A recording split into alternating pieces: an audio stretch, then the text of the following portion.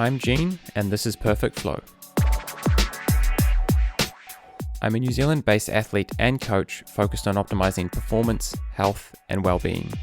While I have a professional background in biomedical engineering, I've chosen to follow my more immediate passions for running, endurance, adventure, movement, nutrition, lifestyle, community, psychology, and personal growth. My goal in starting this podcast is to connect with bright minds to extract the information I need to live a life that makes sense and feels good, and share those conversations with others. Apart from your favorite podcast app, the best places to follow my work are perfectflow.nz, genebeveridge.nz, and Perfect Flow on Facebook.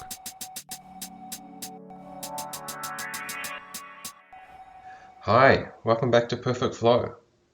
Today I'm doing a podcast on Godzone. I'm talking with Simone, Maier and Theo Wordsworth from Team iSport, who were second in Godzone a couple of weeks ago. And it was good to talk to them and get their perspectives on the race, because we could all see things from our perspective looking at the tracking, but it's not always the full story. And there's a lot of interesting details that we missed on the tracking and that they could share what was actually happening on the ground. So yeah, I thought this was a really good opportunity to recap on something that was present and current.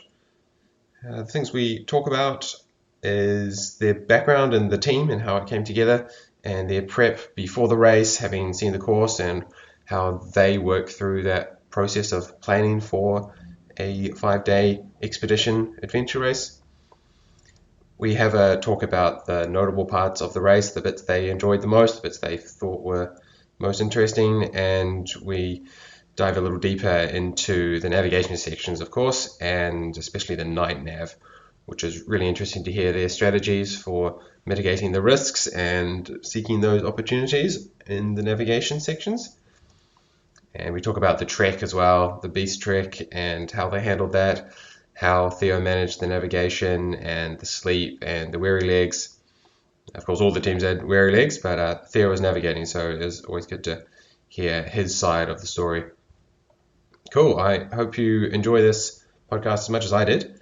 And we've got on YouTube a video of this recording as well, because we do share some of the drawings on the topo maps that I'm doing live. So I think those annotations can actually help with the middle part of the podcast, when the video is probably more appropriate. We do our best to describe things for those who are just audio listeners, but let you know there is video of the topo map stuff and looking at the Godzone course.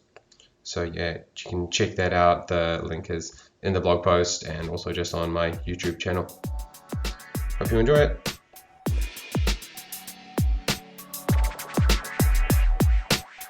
Thanks, guys. Thanks for coming on Perfect Flow.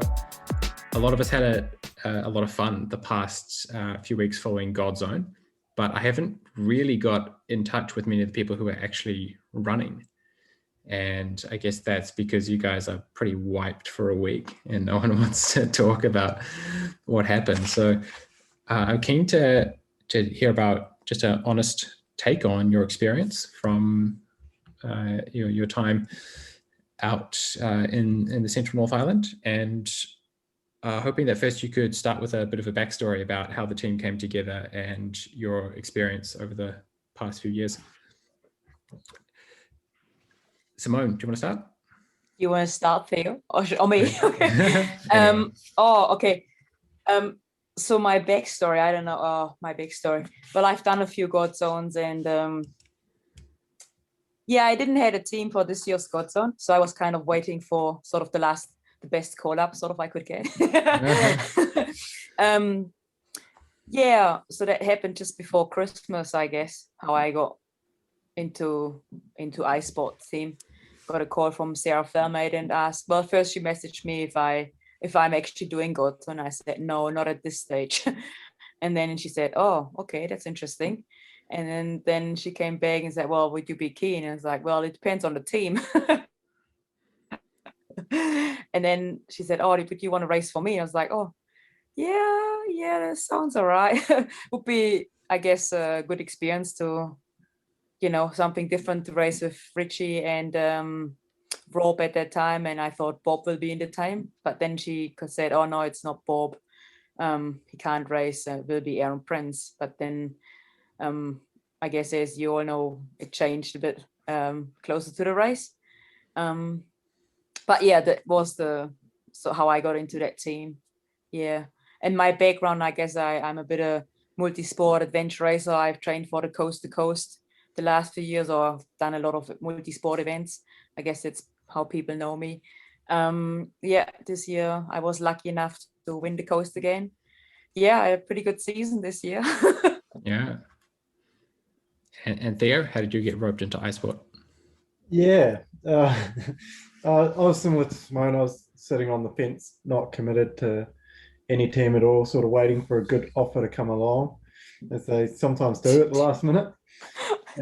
And then I was sitting at work on a Thursday morning and got a message from Marcel, who doesn't normally message me on Thursday mornings. Yeah. So I sort of quickly clicked on to what had happened and what team it was for, and I thought this is a fantastic opportunity to not only race with Rich and Rob at that stage, but also with Simone, who's pretty bloody quick. So, Thanks. Yeah. Before that, I wasn't super excited by Godzone, but after that opportunity opened itself up, I thought, yeah, let's get excited for Godzone. Is this you weren't excited about this Godzone or doing 5-day expedition races in general? This Godzone, just finding the right team. Oh, yeah. I think a lot of it comes down to the team you're in, and I guess to diverge onto my experience, but I've done sort of 5 Godzones before and a couple of overseas races, so I wasn't really keen to just go along and participate in another event. Mm-hmm. Yep. So you wanted the right people to come together so that you could do something memorable on top of all the other Godzone placings that you've had recently. Yeah, that was exactly it. Yeah. Yeah, that's cool. Did the team get much time to do training together since it came together so late in the piece? No. No, not at all. No. Did you find that risky going into it? We were very I was a little bit sort of nervous. Hesitant wasn't the right word. Nervous about how we might perform together. You just never know, do you, when you throw 3-4 people together in a room? Yeah. Well, our last teammate literally entered 5 days before we started. It was Dougal Allan from Wanaka, because Rob was suddenly in lockdown, and so we had to quite quickly, find another team member in a very short time. I guess we weren't the only team, but yeah, can be a bit nerve-wracking. Yeah, I think Stu Lynch basically just on the dime packed up and gapped, but yeah, you had to be quick. Yeah, that was really bad timing. Yeah. So yeah, I had the chance to get out. So Rob gave me a call on the Thursday, and I had a chance to get out with him on the Sunday. And at that stage, he's a cool guy to get along with and pretty fit. So at that stage, I thought, yeah, this will be a cool race. And then when he pulled out, all of a sudden I didn't know anyone on the team. Yeah. And I thought when we had a Zoom meeting with the team, I thought, oh, those guys, they clicked. I thought that it's a good sign. Like, we're gonna have even if we're not the fastest, but we're gonna have a good time. It worked. It seemed like we all kind of got on well, and but that was a whole different thing again. It's like, shit, he's gone. Have you guys had times in the past where the team has not gelled and you've had a worse than ideal experience on an expedition race? Oh yes. Yeah, I agree with Theo. I mean, we've both done quite a bit of, adventure races, like not just here in New Zealand, also in other countries. And I guess we tried it all. We've been at the top. We've done Thailand's Charlie, not Thailand's Charlie, but we also, I guess, to get your experience, sometimes you just throw yourself amongst it, and it's like whoever calls you up, you're like, oh yeah, I'm keen to just participate. And then you realize doing your event is like, oh my God, why did I do that for? And I guess it's good part. I think you learn a lot. Like if I haven't done this, or if you haven't experienced different teams and dynamics and how, how disasters happen and how you, like, I think it's all a big learning.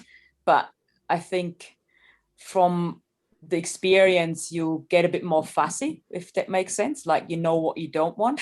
That's why we both kind of been sitting sort of on defense, and it's like, I'm just waiting sort of for the right call up, and then I wouldn't just take in along at this stage just to participate. Or maybe it sounds a bit cruel, but well, because that's been my life a bit, or that's how I made a living, a little bit in the last 5 years. So I have to be careful what I do with my body as well, because it takes probably a lot longer to recover it when you further back. Yeah, definitely. You don't want to do more expedition races than you need to. And you hear marathon runners talking about only 4 big races in the season. I don't know how that then applies to doing an expedition adventure race. If you applied the same rules, you'd probably be doing 1 adventure race every 2 years or something, given how long it takes to recover. I'm not so much about the recovery, but if you're out, I mean, I guess that it's probably a whole different mindset if you dare just to, I mean, I don't want to be like, a full respect to all the people who finish Godzone, but I feel like I'm at this stage where I'm like, I just want to get not as fast as possible to the finish line, but I just feel like so less time I spend, for an example, on the big hike, like it's better for my feet to recover, if that makes sense. So if I get through the stage faster than I have to, I mean, that's fantastic. It's all a bonus. That's probably my mental side, where I'm like, oh, okay. Right. But the whole team needs to be on that page, like if you got one that's like, oh, I don't care how long it takes me, it's but we had a pretty good team. I think we were all on a pretty same mission, Yeah. So when did the full 4 people get together? And support crew as well. How big do you really consider the team to be? Did you have dedicated support people who you'd consider part of the team? So we all got together on the Wednesday before the race. That was for the first time. And we all gelled pretty well from the get-go. There was no big awakening or anything like that. We just got down to business and did what we had to do. We had Marcel, who's Simone's partner, and another guy, Ashley, who Marcel knew, as our support crew, and they were absolutely fantastic. They were definitely the stars of the team, I think. They're real heroes. Yeah, I guess for Marcel, I guess he it was amazing to have Marcel, because I don't know, but a lot of people will know Marcel from racing back in the past, back in the days. Like, he just done so much. He's got so much experience and knowledge, and it was amazing to have. That's what he brought into the team, and it was good for all of us. I think we benefited hugely from that. Best support crew ever. So if you weren't committed to doing Godzone at an early stage, my guess is that you hadn't done any specific preparation for the kind of areas that those who had been planning to race for a year had plenty of time to go out and explore the likely areas. Yeah, did you? Well, because do you any last minute recce's or what? Not as a team. I guess because the team just got thrown together in the last 2 months. I knew I will be fit because I trained the last 3 months, or for the coast. I know it's a bit of different training, but because I just love being out and about, so I will I just do not specific long missions, but I that was my approach. I don't know about Theo, but yeah, that was an interesting one. I probably November I did that Kahurangi 500, which was 500 k's of single track biking over a weekend, which was a big ride. And after that, I sort of put my mountain bike away and didn't ride it till about the week before Godzone. And and then I was training for a ultra. So I did a 1 month sort of intensive training program, just waiting for my body to give out, training for the Tarawera Ultra. And it didn't, so I entered at the last minute and ran the ultra, which was the same weekend as Coast. And I really left it out there, probably the most wrecked I've been. So recovery from that, I wasn't even 100% sure I'd be recovered for Godzone, and I don't think I was back at full strength. Like day one was a little bit tough on my lungs, especially.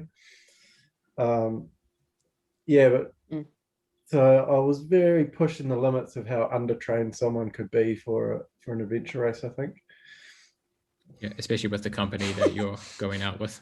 Yeah, exactly. And when it transitioned from nothing against Rob, but when it transitioned from Rob to Dougal as that fourth spot, it went from, oh, this would be a cool adventure race to, oh my gosh, I'm gonna die. Yeah, don't get dropped. Yeah.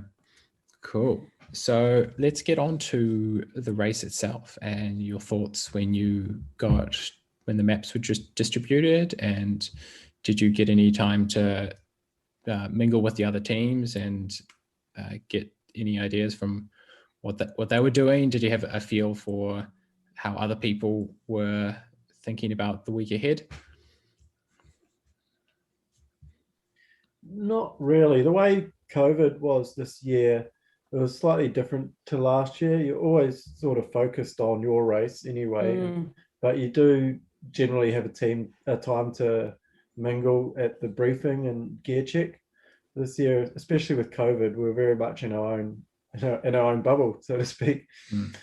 And we didn't really speak to any other team, especially after the maps were handed out. It was sort of game on. Yeah, it was very different than in the previous years. Yeah, I don't know if I like it more or less. It was all right, I guess. It gave us the focus, just to focus on ourselves. But yeah, very different. Yeah, we can take a quick look at the maps. It's not the exact map that you have got, but we'll jump across to it. So I might put the video out with this. We'll see how it goes. So this is, I think, the course overlaid onto the Topo map. Yeah. So yeah, I don't know exactly what you had in your hand, but I'm assuming it was this, if not something very similar to this. Were there any thoughts at first about the course when you got given the maps? We didn't actually have it laid out. Like I saw some photos posted on social media with it all laid out on the ground and looking at where you went. But the way we analysed it was just sheet by sheet, stage by stage, and thinking, oh, this is what we have to do. And I knew that area you're looking at now over Okatano quite well because I'd run it 3 weeks beforehand. Yeah. And then as we got further south, you go, oh yeah, we're paddling the Mohaka River, cool. And then you go, oh yeah, cool, we're walking the car, cool. But it definitely felt big as we were going stage by stage, piecing our way through it. By the end of it, we all looked at each other and we thought, oh, this is a big course. By the end of the planning time? Yeah. So we sat down, and because we didn't even have times associated to legs yet.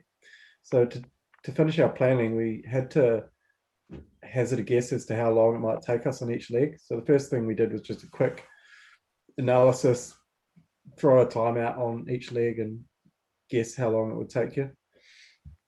And by the time we got to the end of that, it was apparent that it was going to be a big race. What disciplines interested you guys from the planning perspective the most? Because some of them, there's not that much planning. You just see the way you have to ride, and that's that leg done in a few minutes. But some of them took a lot more planning, I imagine. Yeah, Simone, do you have anything to put in there? I can add a bit, but Oh,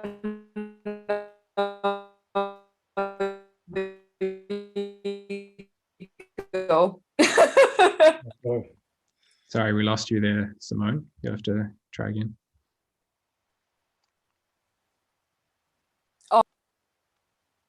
Hello. Yeah, I think Oh, no. maybe the connection's a little bit Oh, broken up. sorry. That's probably me. Yeah, it's back My now. internet is not. Oh, it's back. Yeah.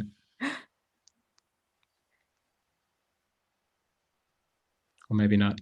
maybe Theo has What was the go at this one. I'll take this one.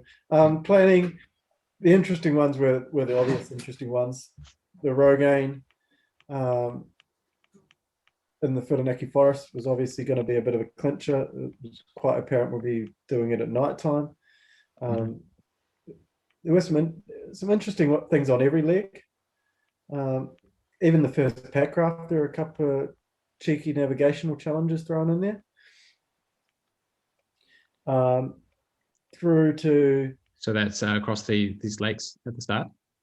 Yeah, across the lakes at the start, there were cheeky on the northern side of one of the lakes. There was a few cheeky navigation tricks thrown in there, and even off the lake. Oh, geez, we paddled across so many I can't remember all the names. Yeah. But then, so one of the last lakes we paddled across, we had to climb up and over a peak and into the other side, and even that had a little bit of navigation thrown in there, which was interesting. There's definitely the tricks took a little bit of planning and thinking.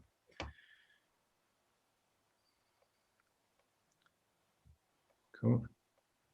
And even that Rogaine, the way I planned it, didn't actually end up being the way we went, because we managed to get 3 controls before dark. So we were originally going to skip an early control, but I figured, well, why would you skip it if it's daylight? You may as well go up and have a control in the daylight and then skip a later one. Or even in the back of my head, there was a voice saying, like, look, if you can't find one, you might be able to just ignore it, and it's better to have a few more in the bank early on. Yeah, it's pretty tough if you get to the last 2 and you can't skip those. Yeah, that's an interesting point, especially with the daylight. Yeah, what parts of the course were most interesting to you, Simone, from a planning perspective? Oh, what was that?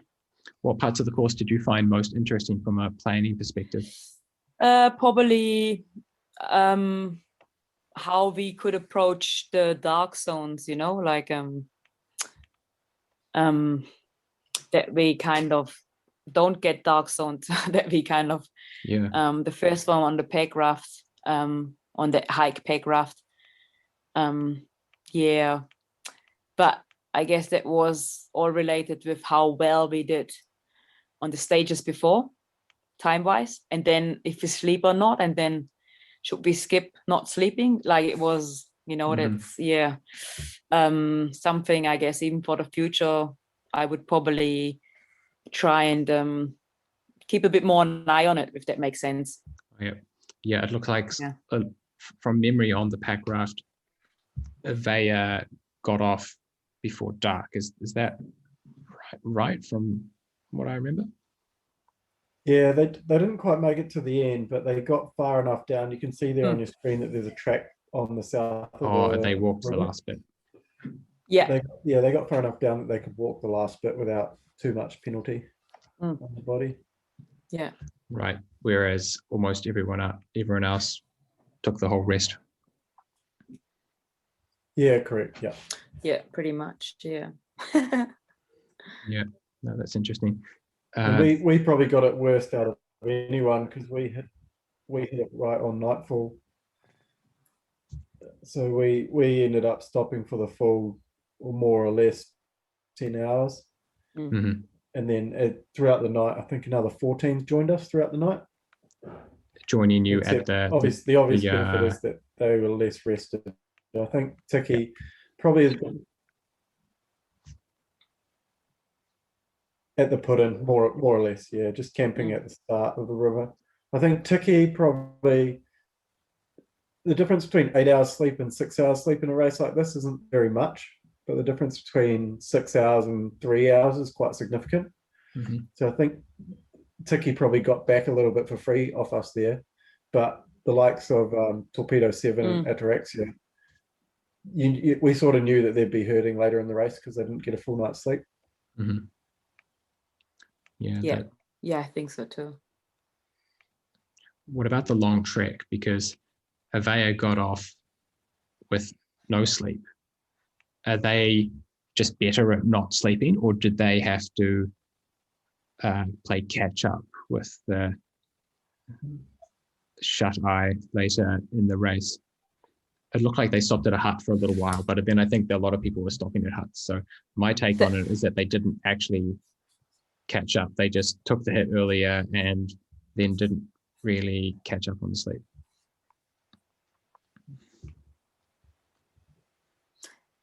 Yeah, I'm not sure. I understood that they, got off the pack raft, walked out, TA, got changed, got onto the big hike.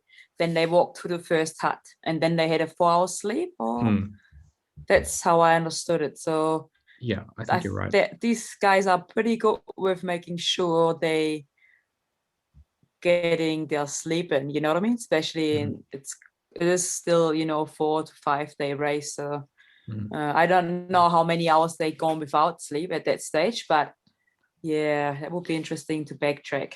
I can't remember that, but they also had a slightly longer sleep than some of the others in one of the later huts on the trek, which made it look like you guys were catching up quite a lot. So I think they maybe just distributed the sleep a little bit differently, whereas with the dark zone, it looked like everyone was being hard done by except for Avaya, just because it was such an obvious, like, they're moving and no one else is. Yeah, it's interesting because anyone can walk for 2 hours out of a transition. That's like usually the easy stuff, especially here it was along a track. So they got it quite nicely. They did quite well out of that. And then they slept for, I don't know how long they slept for, but that was sort of the perfect spot for them to sleep, I think. Yeah. And then I think the next night they slept in a silly spot, but it was sort of where they had to stop just because they were getting a bit tired. Yeah, true. I think Nathan built his own bivvy there somewhere in the bushes. Yeah, they slept at the Rangatiki River, I think. So you bush bash down for an hour or so off the tops, and then you're about to climb up the other side. And I think, I could be wrong, but I'm pretty sure they said they slept at the bottom there next to the river. Think of more comfortable places. Yeah, someone was complaining. I could be wrong here, but that's as I understand it. And so they probably didn't nail that, and it was good. Looking through the photos at the end, it was good to see them coming off the trek, and they looked like they'd done a long trek. They looked like they've been hurting. So, oh, that's good. I think through that trek, if anything, we might have done slightly better off our sleep management, but not by a lot. Cool. So, how long did the trek take you guys in total? Oh, I don't know. Was it 30 something hours? Yeah, I think it was 30, 33 or 34 maybe. Cool. And what parts of that were at nighttime for you? So we got the first set of tops in the night, which was really good because there was nice track travel through there. Okay. Yeah. Is that this what I'm showing now? Just within that first section? We hit that section in daylight. But further on from that, it was just going on dark as we were coming over that. And then it was really nice along the tops. There's one tricky little misstep where the track sort of does a weird thing that I think we put 10 minutes into Tiki Tour on. It just sort of looks like the track continues on west and then cuts back and goes north. Okay. At nighttime. Yeah, at nighttime. It's actually just west of point 1455 there on your map. And that was at night, and we could see the head torches in the distance. And then that night we pushed right up the Harkness Valley into Tussock Creek Hut. Yeah. And we camped there, and it was actually with Tiki Tour, they got to the hut maybe 15 minutes before us. And so they had all the mattresses, they had all the bunk beds, and we had to sleep on the floor. First in, first out. Simone, tell a story about your sleeping spot. We were under the table. I was curled up with Theo under the table. Just on the wooden floor.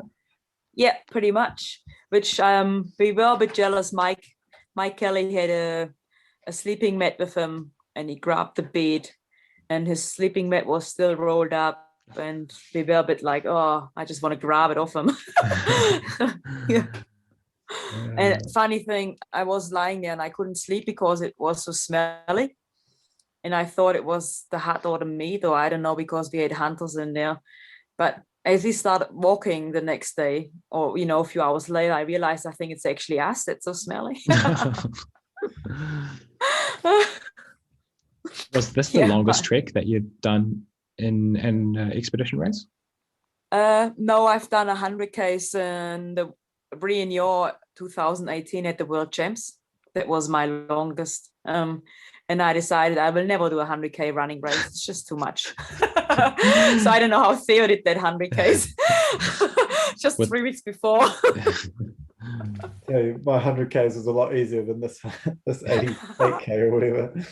I mean, it wasn't bad. It was nice going, actually. It's just, I guess, a long time on your feet. Yeah. Yep. But I think we did really well, considering, like being able to split it up pretty much bang on halfway with a good rest, even if it was only a couple of hours, was really good. Yeah. What gear are you carrying on this long trek that you wouldn't have carried for, say, a 12-hour trek?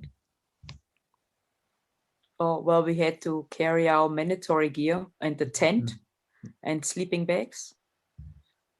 I guess it comes down to the rules a bit, what to carry and not. Like when we did the Rogaine, for example, we didn't have to carry a sleeping bag, so we left that at home. But at some points some of us probably were wishing we had our sleeping bag because it got quite cold when we slept. But you know what I mean? Like, we had, I guess, all our stuff. No sleeping. Richie had a sleeping mat, didn't he? Yeah, he bought one on. Yeah, he would probably still have it, I think. He bought one on the dark zone for the long sleep. No one else did because we're stupid. So that night in the hut was day 3 without a proper sleeping on the hard floor. So I was a bit grumpy by that stage. But going back to compulsory, what gear we're carrying, we were just carrying the absolute minimum that the rules allowed. We weren't carrying anything extra. Food was a big one.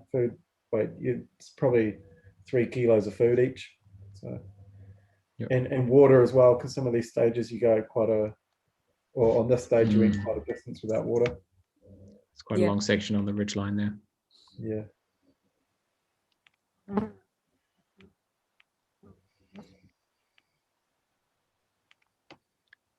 Cool. There was some tricky spots up over this section of ridgeline and hilltops.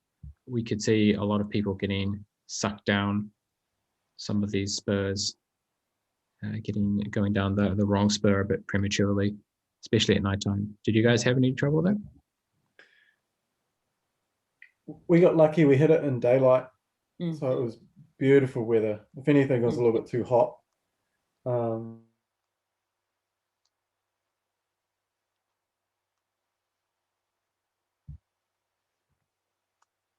If you pan right east a little bit, there was an interesting point here at where we start entering the track up to the Mangi Saddle. Yes, okay, that's right. This was the number one mistake, I think. A lot of teams burn time. Well, I'm glad to know that it was the number one mistake because we made it.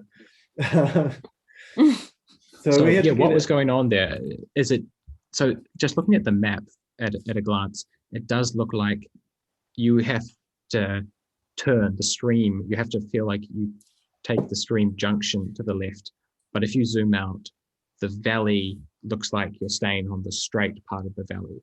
Is that the Yeah. catch? That's my guess as to Yeah, what was correct. going on.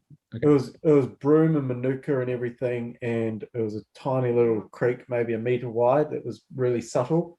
Mhm. That came out, and no one was really looking for it. We had to have a tracker replaced, so the helicopter came and caught us after Mangamingi Hut, and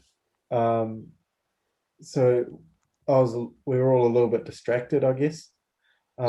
Yeah, I think that was the main, not an excuse, but I definitely thought that was a bit of a distraction for our team, for us, because we were right with Tiki Tour. Yeah. And then they got a bit away, and but it's just in how my it is. head, Tiki Tour went straight, and they were maybe 100 meters in front of us at this stage, and I kicked myself because there was a chance to really put it into them and make a gap, because they made a mistake. But in my head, I sort of stopped and checked that junction, and I sort of assigned it to the previous one, because it did look quite open. But if you can see subtly mapped, it's actually tussock, not bush. Yeah. So I should have been more spot on, which is why I was kicking myself a little bit. Mm-hmm. A lot of people have reported that same situation where they actually stop and check that. Tim Farrant in Torpedo 7 said the same thing, that he stopped and checked that junction and said, no, we're good, and kept going up the stream. And it was exactly the same thing we did. Mm-hmm. At what point did you realize? How far did you get up? We're probably at that corner to the north where it turns pretty due west. Okay, so just a few hundred meters. A couple 100 meters, yeah. It was probably it's probably 20 minutes by the time we're up and down. Do you reckon, Simone? Not that bad. There were some teams much deeper up the wrong valley than you guys. Yeah. I think a lot of people went maybe 300, 400 meters. Maybe cool. Half the teams that made a mistake kind of went there, and then there were a few outliers who really committed to the wrong valley. Yeah. And so I gather you were navigating. Are you the number one navigator? How do you guys share that amongst the team?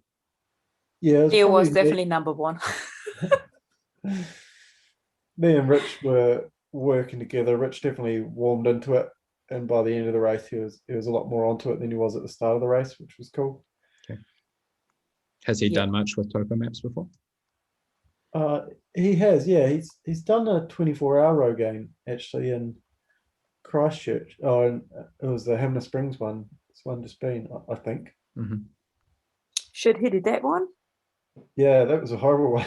Oh wow, good on him. Oh, good on you guys. Well, I just heard about it. It's like, whoa. Oh, I didn't do it. I wasn't there. Was this the cold one? Yeah. Yes. Oh yeah. I did an interview with Tim Farrant after that one. It sounded horrendous. Row games can be great things, except when it rains for 24 hours, and then they're just horrible. Yeah. Cool. How are you feeling as the navigator on this whole leg? Were you really confident, and how does the confidence change, especially between daytime and nighttime? I was a little bit worried about the CP before Boyd Creek, which is maybe 10 k's earlier than where you're at. Sorry, no, further back than that, before Tussock Creek Hut. If you zoom out, So Tussock Creek, there's a the little checkpoint there. CP in that. I was a little bit worried about hitting that because it was at night and I just didn't really feel right about it. So I think we probably moved, Simone probably noticed this, that I was trying to be very bang on with my navigation and not get lost and just tick things off as I came along. So I was probably moving slower than I had to on that point. And you were bang on, eh? It was when I said it's freezing here and you said, no, it's not. And then we got out of the hut and you're like, oh, there's ice on my backpack. So it was the middle of the night.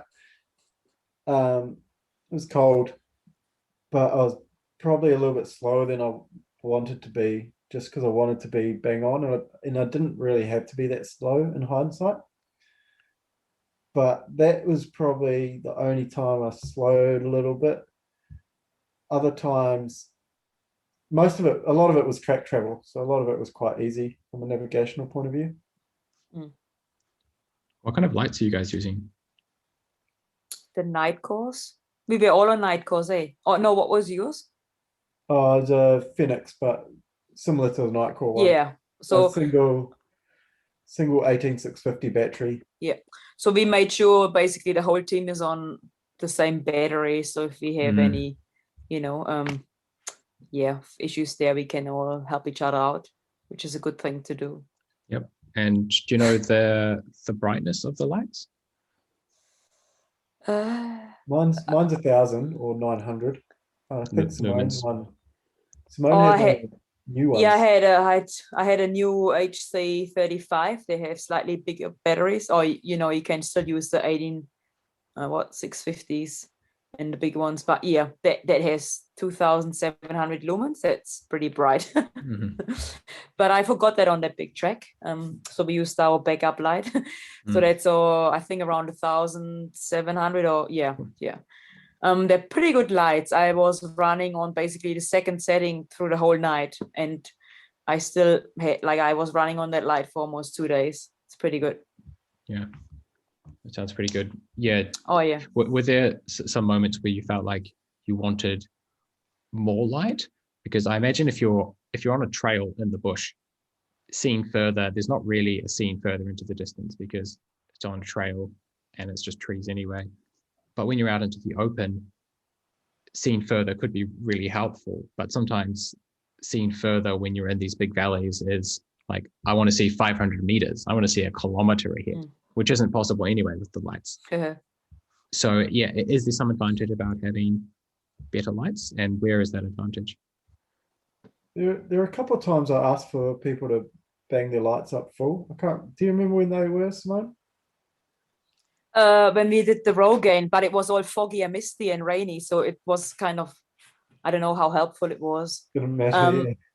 But also on the big track, but I didn't have my big light. But I don't know. I just thought for you as a navigator, it might be, I don't know, because I raced with Chris and Stu, and sometimes when they go out and about and they put their big spot thingy on, they can see quite a fair bit and just spot along the cliffs and stuff. So Yeah. I thought maybe that could be your next birthday present from somebody. A new light.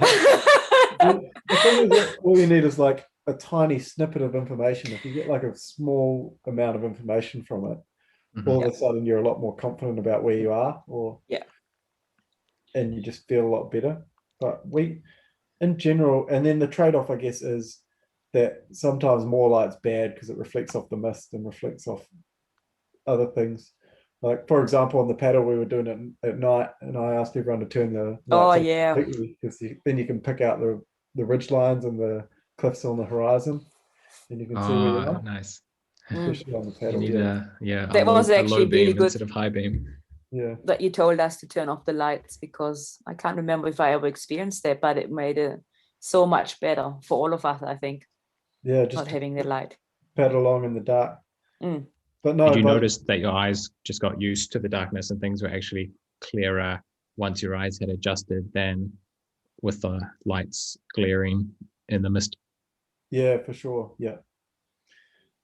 But is it super dark for that minute before your eyes adjust? Yeah, for sure. It's kind of nice just paddling under starlight with no lights on. Pretty awesome. Yeah. I think in general we got it pretty lucky that all the parts that could have been pretty tricky in the dark, bar the one that everyone did in the dark in the forest, everywhere else that could have been tricky in the dark, we managed to get in the daylight. Yeah, that was quite interesting. I don't have the Rogaine map up, so can you just briefly talk me through? I do have the file somewhere, but not prepared enough. But you can, if anyone's watching the screen, the corner points on this map where the checkpoints are. I could give you the blow by blow if you like. Yeah, and which you said you planned to miss some of them, but then change your plan. So what was the initial 2 controls that you wanted to miss? Yeah, the initial control was to skip that one on the high point to, I can't point at the screen, Yeah. just west of the word stream. There was Yeah. one control there. I thought that was a bit additional climbing and Uh-huh. dropping off that Yeah, that's right. wasn't And necessary. yeah, you've got to come straight back down. So was that A maybe? And you had, Yeah, that was A. So we planned. Oh no, sorry, that was B. We planned to. Was it There's B? another one in the Yeah. valley there, so we planned to skip oh that yeah. one. So A, everyone gets A because that's obvious.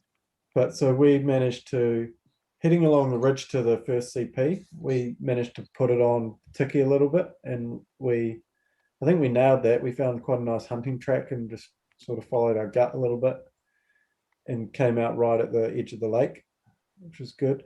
Mhm. And then that was cool because we found out there were some spectators there actually, and we found out we put the jump on Tiki Tour, which sort of Yeah. buoyed our spirits a little bit. Mm. And then we managed to get A and B in the daylight, which is that here's that high So point that's there. B. Yeah. Yeah. And then we dropped down to that creek, and we were halfway up the other side just as it was getting dark. Mhm. And we got to the top, and it sort of sucked us left a little bit, because see how that ridge is coming there? It sort of sucked us left a little bit, and it was hard to know when to turn right at that situation. And it got to the point where it actually like kicked a step on the ridge line, or at an apparent high point. Right. So you'd maybe Yeah. slid under it and was hanging out just in here somewhere. Yeah. And it wasn't quickly apparent whether you wanted to turn right or keep going and gain the Mhm. true ridge. So I actually kicked the step on the ridge line, and then we kept we went sort of 20 meters or 50 meters west. Sorry, Oh. east. And then we quickly went, no, this isn't right, and came Yeah. back. And then we hit the control. And Yeah. at that point, I turned to the team and just sort of was like, this would be a long night. It's going to be tricky. Yeah. That's almost nice that you had, a bit of a warning early on. Yeah. So you like, you know that you could, what the stakes are. You've had a little taste of just Yeah. how much time you could bleed being within 100 meters of the control. Yeah. But I guess my modus operandi was go slow. If you needed to, go slow and be sure, because I knew that as soon as you weren't sure, you were going to hemorrhage time. I think it was more important to know where you were. And at some points, I was thinking to myself, oh, we could be moving through this terrain a little bit faster. And I still think we might have been able to, but that would have been a lot more risky. Mm. I think there were points where I probably bled a bit of time not moving as fast as I should have, but Cool. And I assume you just ridge-lined it. we followed that ridge there. Yeah, it was a little bit tricky getting up onto that little high point on the index contour. And then it was a Up little there. bit tricky. Yeah. And then it Right. was a little bit tricky finding the right spot to come off it again. Right. So did you feel like you might have been coming off too early down a small side ridge, or where's the insecurity coming from? I guess it just wasn't quite as black and white as there. I think we did get sucked a bit far, and we ended up on that. This little side one here. Yeah, not that far. It would have been pretty much to the edge of the index contour, and that slope was just going the wrong way. Yeah. And we ended up having to sort of walk across the slope a little bit. And it was, I remember because we had altimeters or barometers on our wristwatches.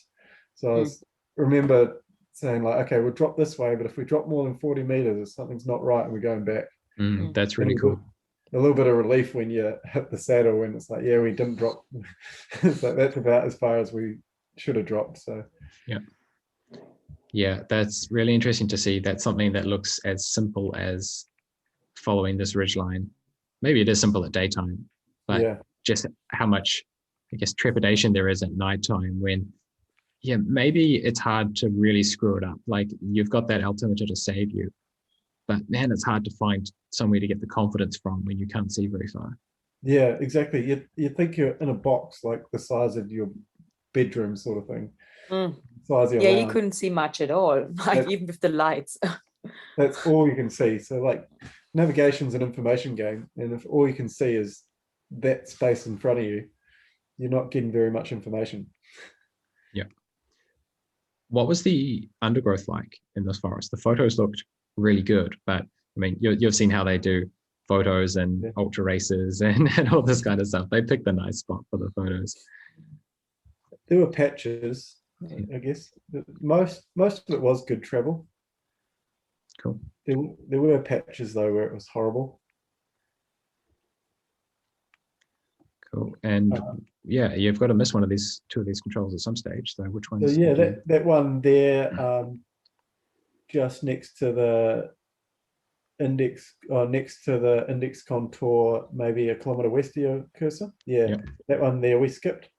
So this was quite an easy one because at this time it was dark, and I thought rivers are easy to follow, and so we just sort of bombed down that ridge. We sort of bombed down the ridge because the ridge line. Yeah, go nice. too far. Yeah, and then hit the junction, and then headed upstream for a bit, and then we actually went up that gully there, and then got onto the spur, and then up to the high point. That high point was another little confusing one. It just wasn't. The ridge wasn't quite as defined as you might think it would have been, and the high point didn't look as high as it was. Okay. So that was a little bit tricky, and we probably bled a little bit of time there. But yeah, well, a lot. You probably bled less time than I imagined taking on this one out to the west. Yeah, taking on that. Yeah, I think that looked quite tricky at night time if you're crossing the stream and you don't really know where you've crossed. That's what scared me as a spectator. But it sounds like you had a similar thought. I always thought that bombing down here looked way safer. Yeah, and it was quite easy, and it was quite good travel actually. Do you remember that stream, Simone? I think so. Yeah. Yeah. It was quite good travel, and then from there we went straight to H, which is due south of 724. Right. We ended up getting bluffed out on something coming down there. Oh yeah, damn. Yeah, but we just hit it and came along, and then we actually got across the river because I was aiming, like as you've drawn, I was aiming to hit it south of the junction and go upstream to the junction, and then we actually crossed the river and started heading east because we knew, doing that whole aiming off thing, where we knew we were going to be upstream of the river. Yeah. I'm getting my bearings confused. Sure. Nice. And then we crossed the river, and within 50 meters we hit that stream junction, and I just sort of looked at Rich. By this stage Richie was on the mix as well, so he knew what was going on. I just looked at Rich, and I'm like, this is our stream. And he's like, I think it is. we just got quite lucky there. I think Chris actually had a bit of trouble there. He didn't quite. I still don't quite understand what happened there, but he sort of got. This is Chris Vaughan and Avaya. Yeah. Did they make a mistake? Did they maybe aiming off didn't quite work because they were too far south already or something? Yeah, I didn't quite understand his full story, but something happened there, and they ended up just abandoning hope for H. So even we were a bit nervous because it actually goes quite a long way up the stream. And so I was sort of expecting it to, in my head, it was just coming up pretty quickly. So I was expecting it to turn up. And when we went quite a long way up and we didn't hit it, I thought, oh, something's not right here. But we just sort of kept going, oh, well, we'll keep going up a little bit further. And sure enough, it popped out. Yep. So are these streams, I imagine the streams in the valley have a lot of water flowing. Yeah. But these tributaries, do they have much water flowing in them? That tributary there that we went up at, the water actually disappeared underground. So it was even more scary. And I have to admit here, actually, I even got turned around once and ended up, I was walking downstream when I should have been walking upstream. And I had to check my compass, and I was like, oh, we're actually going back the way we came. We'll go back upstream here. So yeah, that was cool. But then what we should have done from there is gone straight to 0.713. Yeah. But in my head, we'd walked in rivers before, and it wasn't too bad. And in my head, it was like the simple, easy way is follow the stream up till you get to go back to the stream, follow the stream up till you get to the junction, go for it. No, there's a point G. So we actually ended up skipping 713. Okay. Because that was control. Whereas in reality, we should have skipped G there. Yeah, it should have. I see. G. Yeah. because it was a lot slower, and that creek bed travel was absolutely horrendous. It was quite slow. The big one. Yeah. Okay. Is And there a then way of telling that from the map? Is it just because it's if all the other streams are feeding into it, and so it's deeper and more stony? Yeah, it might have been obvious, I guess, but we'd been in streams with similar sort of contours, and it was good travel. So maybe it was just the volume of water in there made it a lot more stony and stuff. The other Could it be interesting thing, also sort of time of the day? It was quite, I don't know, it was probably past midnight, and I don't know, you're probably a bit more fragile, you know? More yeah, good like point. You're just a bit over it and not quite yeah, as energetic as you might be. that's what I kind of imagined with us, you know, like we did so well, but we hit a point where I'm like, oh God, okay. Again, up the stream, in and out, working your way around. And there were, I guess, a lot of fallen trees you had to climb around and find your way through. And yeah. Yeah, the other interesting thing was it was actually kind of hard to track your progress up that stream. It wasn't completely obvious where the stream junctions were and things like that. Cool. So yeah, and then from that control G, it was pretty simple up the creek, and we actually saw Tiki Tour setting up camp in that next to G. We saw them setting up their tent. Yeah, in the bush. And so yeah, we had a quick chat to them, and they still had to go up and get I. Oh yeah, they were probably going to do something like that. Whereas you guys were just going to head up the river. We were going straight up the river. Yeah. So there was a CP at that junction there, and that was actually a lot easier travel up that river. Oh, yeah. Yeah, it's hard to tell unless you were familiar with the area because you've been there. Yeah. Yeah. Sweet. And then there was a lovely track along that ridge. There was, okay. Like a hunting track or really well worn? It was a hunting track, but someone had been through and marked it recently. I suspect Neil. Do you want later as this? Oh no, I had dinner. Okay, so Thank you. can... Sorry. Sorry. The only interesting point was that I think that's a Neil special at the end of that Rogaine, at the end of the track. Sort of, you cross one of the rivers, and then the track just disappears. And are we talking here? Yeah. So at that river or that creek crossing, just before it gets onto the four-wheel drive track, the track actually disappears. And so we lost the pink ribbons, and we sort of crossed the creek, went up the other side a little bit, and it just disappeared. And then so we went back across the creek, found the last ribbon, and looked again, and it wasn't there. So we just decided, well, we're going to have to take a bearing and point over some tree fall, which was slow going, and it felt a bit wrong, but sure enough, we hit the track. And I was speaking to Neil afterwards, and he said, this is Neil Jones, one of the organizers. Neil Jones, the organizer. It wasn't the only time he did it either. He'd done it a couple of times, and he said, that was deliberate. Keep you on your toes. And then here's an admission where we hit the four-wheel drive track all right, but then where it joins onto that road, that forestry road, you'd think that would be obvious, but no, we ended up walking right that couple of 100 meters to the next junction, because west from the stream junction, we just hit the four-wheel drive road. Or we hit the gravel road, and it didn't look like a gravel road, so I just kept going. Sure. There were a couple of skid sites in there that sort of sucked you around a bit as well. Yeah, you have to be using the contours as well, right, in these forests, because they don't stay the same. They get harvested and reworked. Yeah, and after all that, I was kicking myself, because after all that, I made a stupid mistake and went right when I should have gone left at a gravel road. It cost us maybe. It was 4 a.m. Give me a break. Yeah. Yeah. Yeah. Cool. Where did you feel like the halfway mark was? Halfway of what? The Rogaine or the of the entire whole course? of the entire course. Yeah. I think on the track, I reckon. Yeah. Halfway through the track, I'm like, yeah. Did these last sections feel like they went quite fast?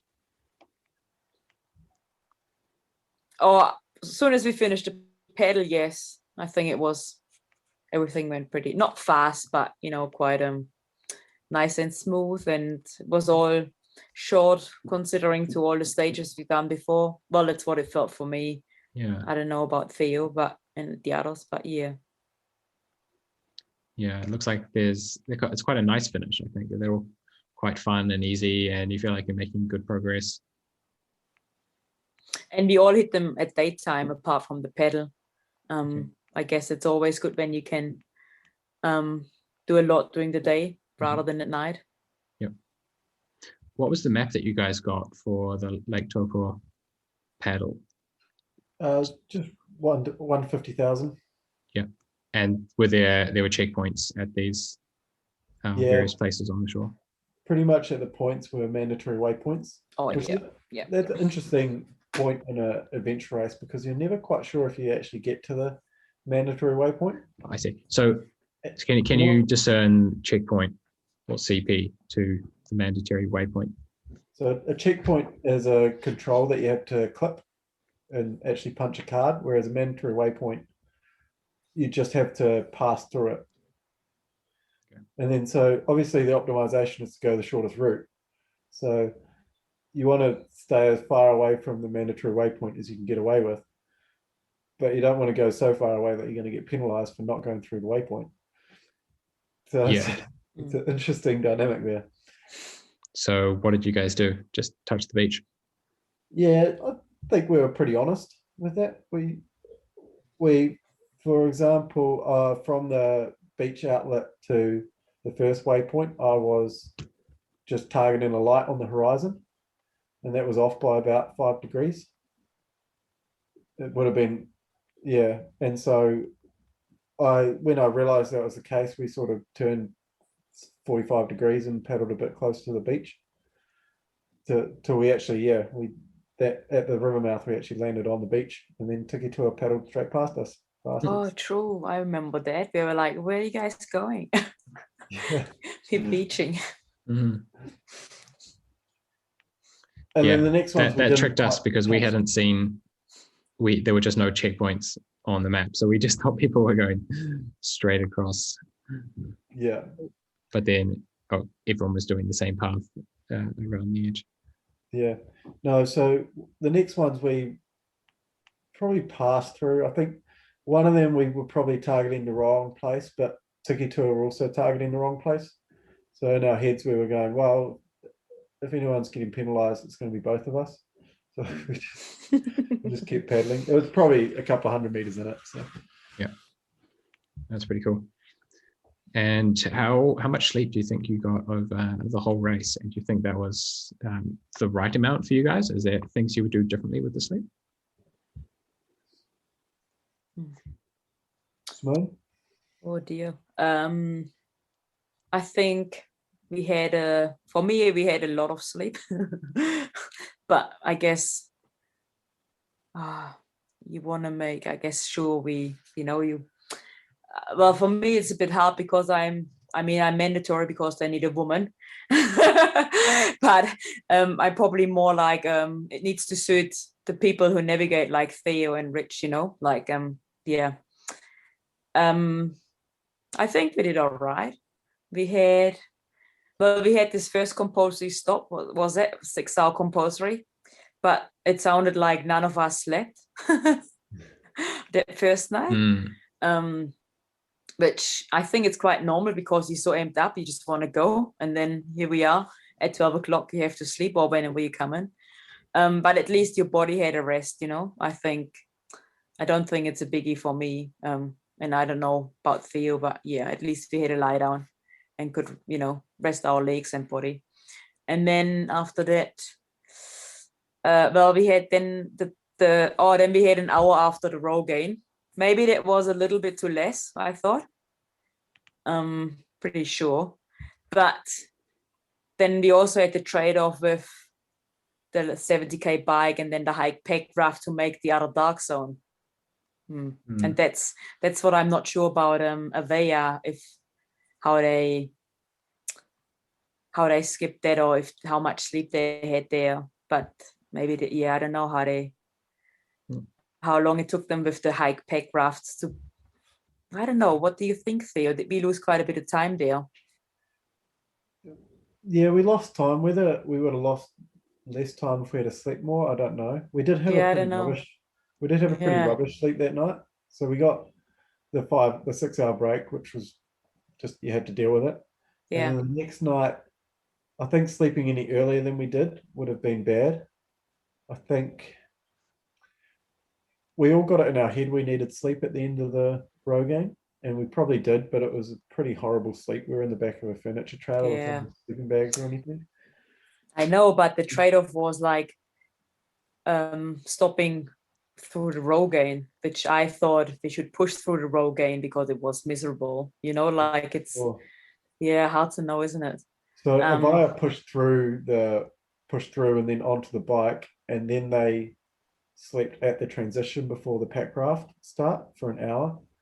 And so they would have got quite a nice sleep in the transition, even though it was the middle of the day. Maybe that was the right call. I think there was a little bit more nav in that trek over to the pack raft than was let on. So yeah, they did quite well there. We didn't do well. We didn't do poorly. I think we did a bit on par for the rest of the teams, but we didn't make any missteps, but we did end up bush bashing for a long time, which was pretty horrible.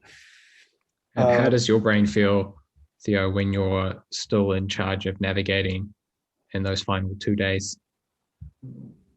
I was on that bush bash over to the Mohawker. Actually, there was a couple of times where I realized I was quite tired. I was making little nav missteps that I wouldn't normally make, and I was pretty conscious about that. I was like, oh geez, I must be a little bit tired. Okay. But the last 2 days didn't really have any crucial nav except for that final little pack raft. The pedal pack raft thing that was in the daylight, so we were pretty bang on. It would have been bloody hard in the dark, but because we had it in daylight, it was pretty good. In that last 2 days after the dark zone, so that was on Sunday night. After that, we got 2 hours sleep on Monday night and 2 hours sleep on Tuesday night.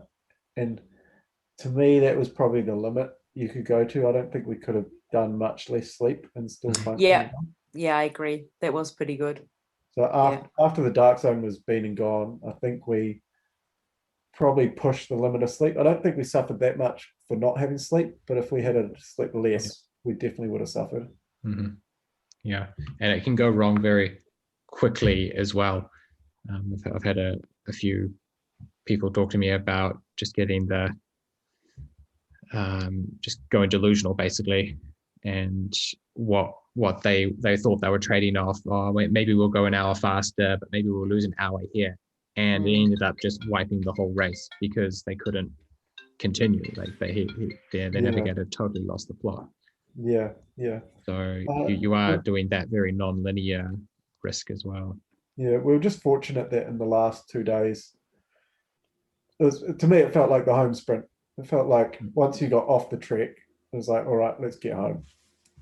That felt like there was I don't know where there was a halfway point in the race, but coming onto the pedal, it definitely felt like a lot further than halfway. It felt like sort of 80% there.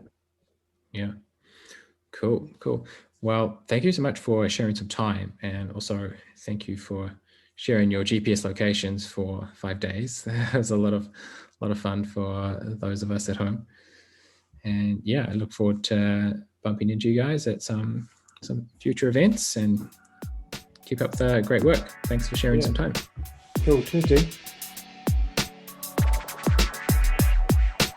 If you're enjoying the Perfect Flow podcast and want more value from it in the future, there are some ways you can support it. The first is to rate or leave a positive review on iTunes, Spotify, Google Podcast, Stitcher, or other platforms where it's available. The second is to share this podcast or specific episodes on social media or with friends. The third is to get involved more directly through the Perfect Flow page on Facebook, where I'm trying to construct a more interactive community.